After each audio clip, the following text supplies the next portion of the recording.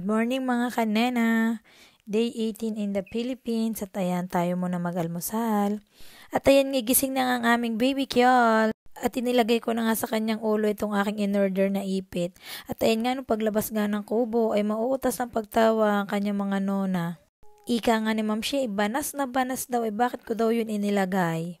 Ay halos naman ang mga na-order ko din sa Pilipinas dito sa Shopee ay yung mga piluka ni Baby Kyols. At syempre, hindi makakaligtas ang nona aba, kaya ayan nilagay din namin kay Ma'am Shea. Lahat kami din ay mauutas ng tawa. At tanay naman si Chabelita.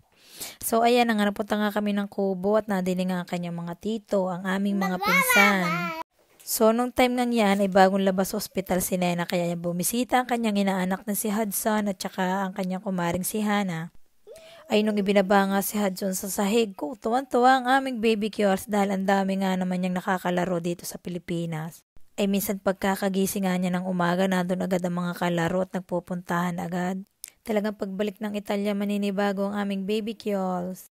Lalo na nga taglamig nga pagbalik nga namin. Tapos hindi na din siya lagi makakalabas. At pagkakatapos nga namin tumambay sa kubo, ay di na nga kami pumupunta lagi sa tindahan ng tsadyuan. Lalo na nga pagkakagising ng umaga ako, agad ay gusto agad magsandals at gusto agad pumunta sa tindahan ng kanyang Lola Joan. At din nga pala sa Pilipinas natutong kumain ng ice cream ang aming baby Kyols. So yan na nga, fast forward, ginabi na nga at umuwi na nga kami. At pagdating nga namin sa bahay, may dala kaming dulong galing sa Mamay Biik. At yun lamang for today's video mga kanena. Thank you for watching!